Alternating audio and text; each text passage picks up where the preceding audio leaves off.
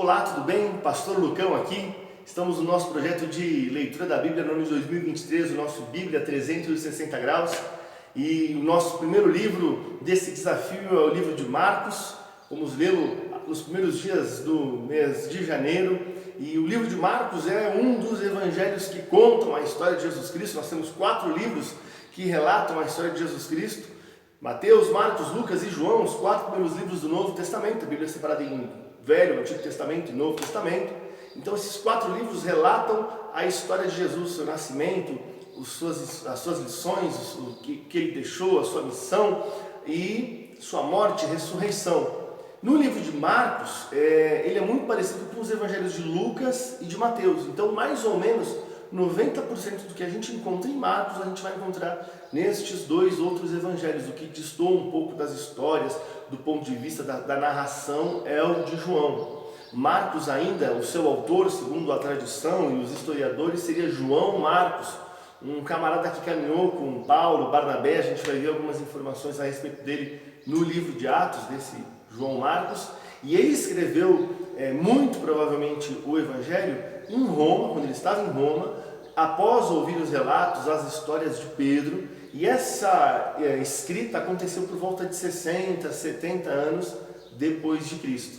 E você vai notar que no Evangelho de Marcos tem muita informação, muita história dos milagres, das obras, dos prodígios que Cristo realizou. Ele dá um enfoque muito grande para esse tipo de ação, para esse tipo de feito de Cristo Jesus. Pode-se dizer que o Evangelho de Marcos também ele tem um direcionamento, um foco para quem não era judeu, para quem não era daquela região, para quem não caminhou com Cristo, não viu o que Cristo fez, para quem era de fora, mais ou menos para nós que não estamos tão ligados ou relacionados com aquela cultura, com aquela situação, como são chamados os de fora, os gentios.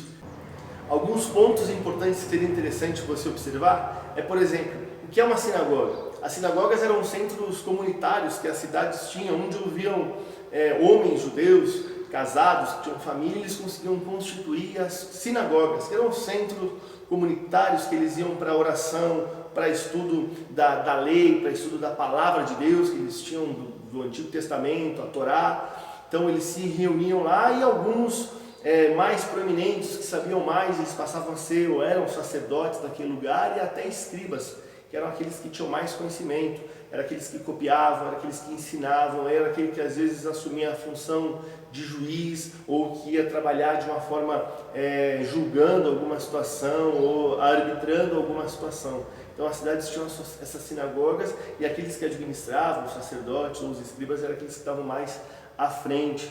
Também o povo judeu, que era o povo daquela região, eles se dividiam em algumas tribos, talvez algumas terminologias vão chamar de seita, ou alguns grupos. Então, por exemplo, você vai encontrar lá a turma dos fariseus, que era um pessoal muito zeloso, pelo menos no discurso, em relação à lei, em relação ao cumprimento daquilo que existia de ordenança da lei para eles cumprirem. E eles também tinham um apreço muito grande em relação à tradição oral. Então vinha passando de geração a geração ensinos orais da lei, do cumprimento de regras que eles tinham que observar, e eles iam impondo, cobrando essas leis, essas regras. Existia também o partido, a turma dos saduceus, que era um outro segmento, um outro grupo, também de judeus, mas que ia por uma outra linha, que tinha algumas interpretações diferentes da lei, da palavra de Deus. Eles tinham um cunho um pouco mais político, voltado mais para a política.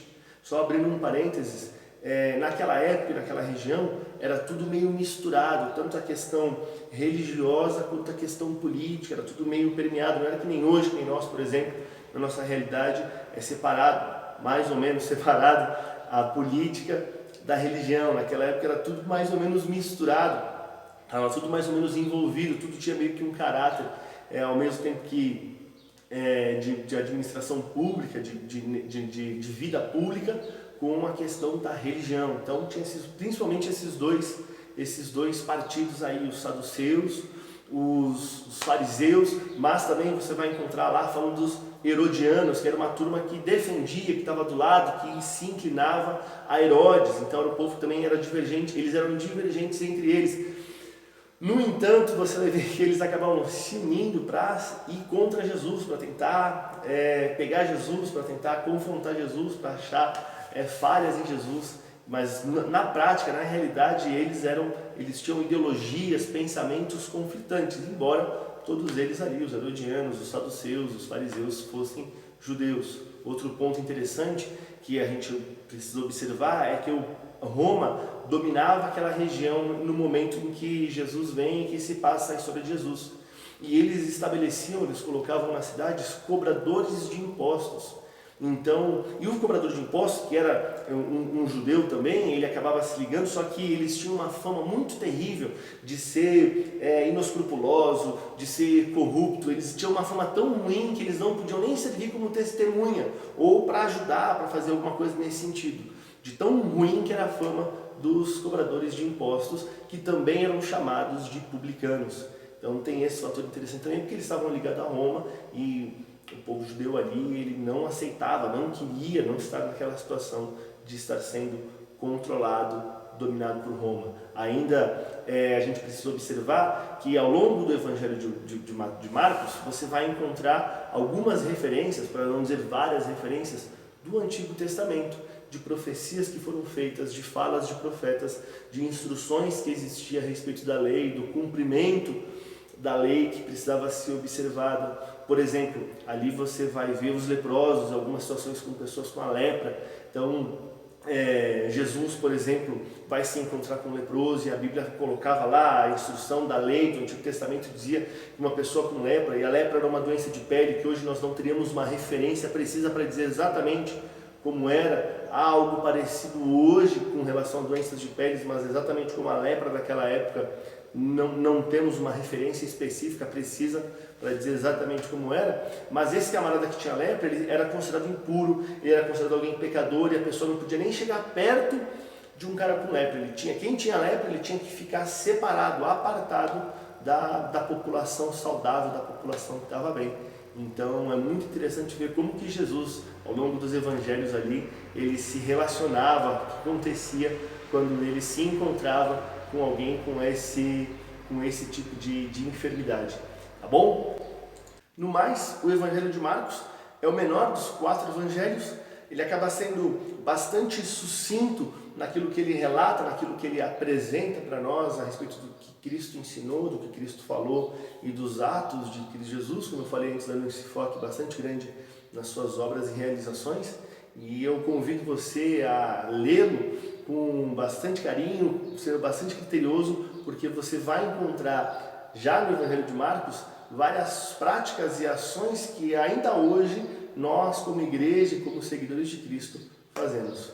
Até o próximo vídeo. Deus abençoe você e um grande abraço.